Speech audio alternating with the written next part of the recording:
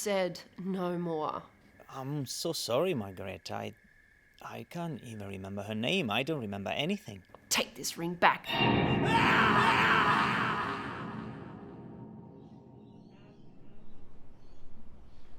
Podocarpus, or brown pine, an Australian native with lovely edible fruits.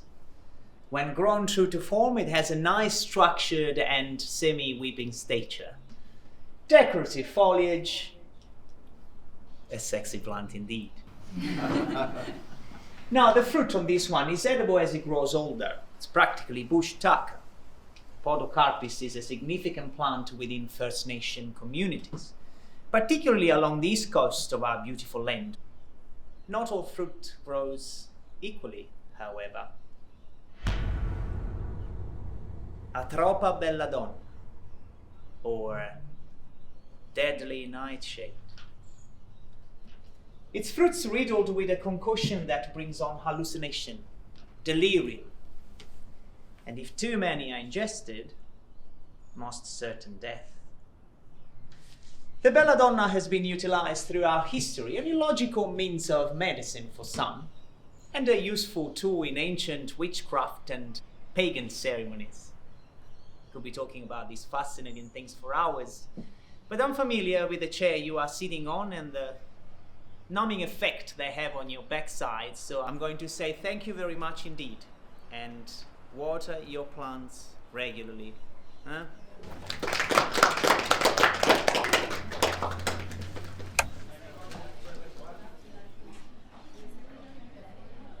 Professor Chamba, Connie Yin. I've studied your career and findings since I was a kid. I was the twin girl who always hugged the plant almanac in the school library while my friends were reading Twilight. Well, getting people excited about plant life is my jam after all. And it's also my bread and butter. Can I please get a selfie with you? My followers would lose their shit if they saw that I met you in person.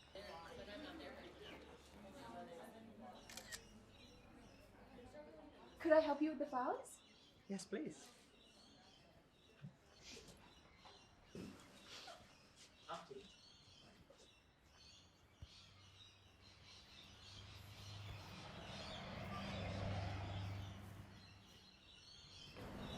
These are beautiful, Professor Chamba.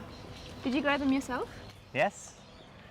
Yes, they do grow quite well in my little garden, but I should never divulge the secrets of my soil.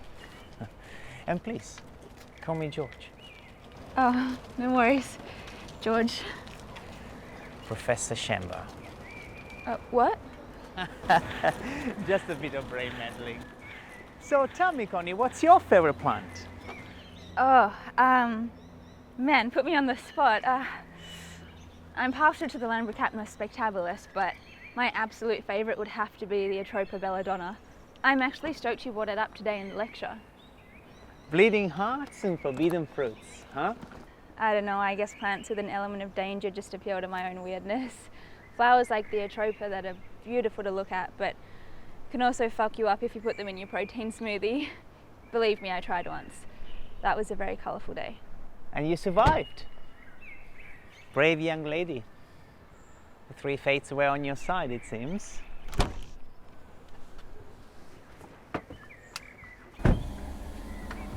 I sense an astute scholar like yourself will be interested in viewing my home garden. It's not an opportunity I offer to everyone. You get a free cup of tea if you can recite all my flowers' names in Latin. Sweet, thanks, I'd love that. 28 likes already. You're a superstar, George. Shucks. How will I handle the fame? Keep the roses.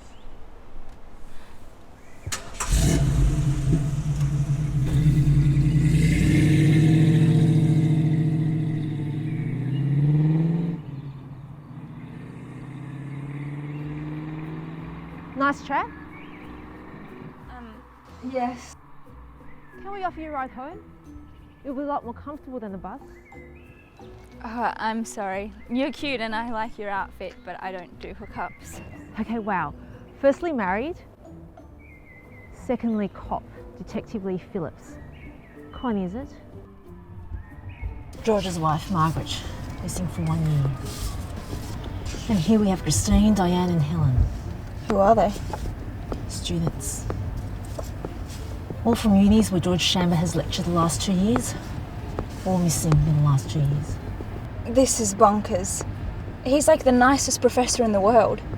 He loves plants, not chopping up students into mulch. He drinks tea, for God's sake. Harmless.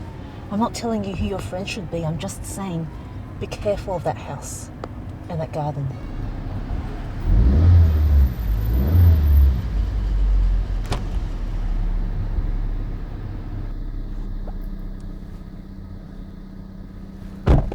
If you choose to go against my advice and find something under the grevilleas, please call me. Brownies on it, Tonya. Who? I need a coffee.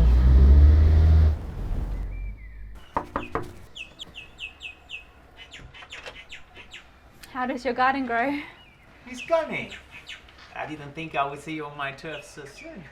Yeah, sorry. I know we only talked earlier, but I'm so keen to see your garden. I just couldn't wait. Oh, expectations are high here. The pressure's on. Now, much like a polished pine in the crooked forest, you are going to move sideways here. Open that gate, and that will lead you to my little haven. Would you like a cup of tea? Oh, that would be lovely. Thanks, George. Wonderful. I'll join you in a jiffy.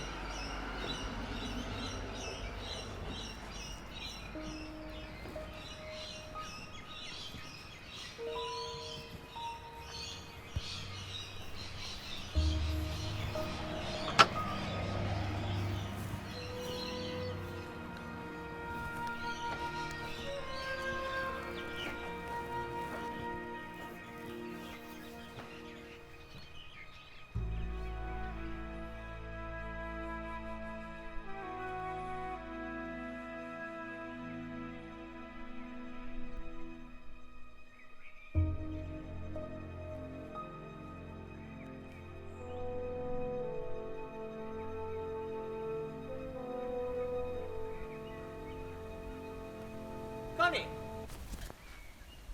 Sorry, dear. I didn't mean to give you a fright. Oh, no, not at all. Just admiring the wedding bush. It's gorgeous. Oh, you found my favorite. Hey, would you mind waiting about 10 minutes for the tea? I need to shop the corner store and get some milk.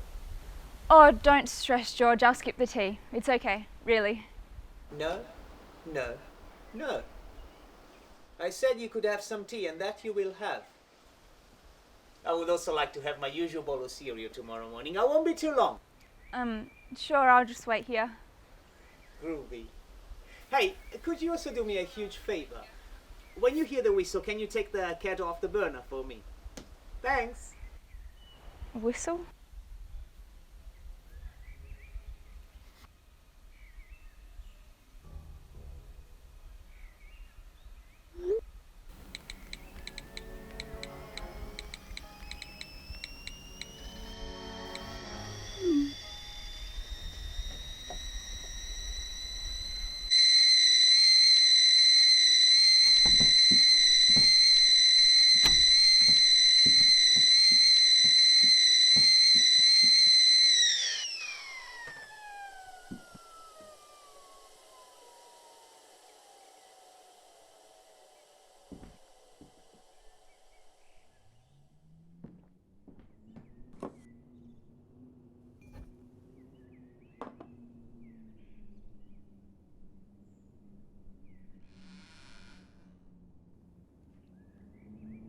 George?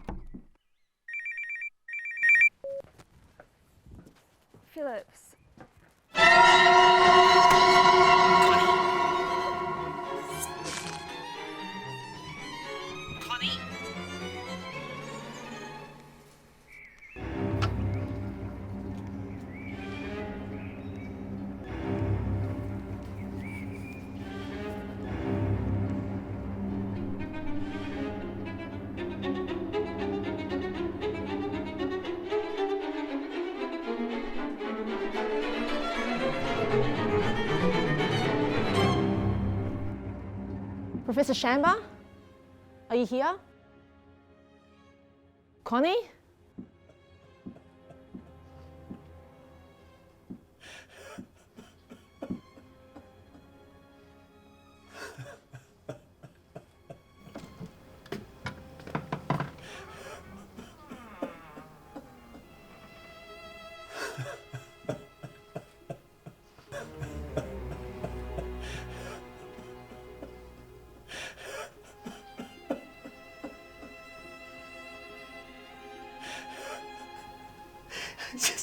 I really wanted her to stay. I just wanted to talk about the flowers.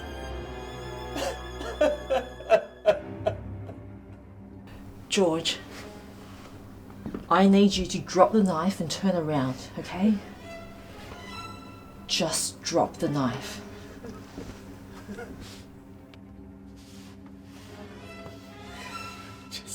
I just wanted to talk about the flowers.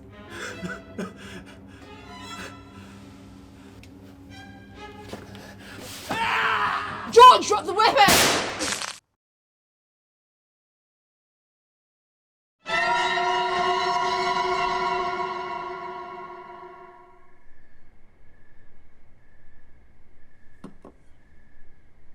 I'll bring these in for further analysis once the boss is briefed. Thanks.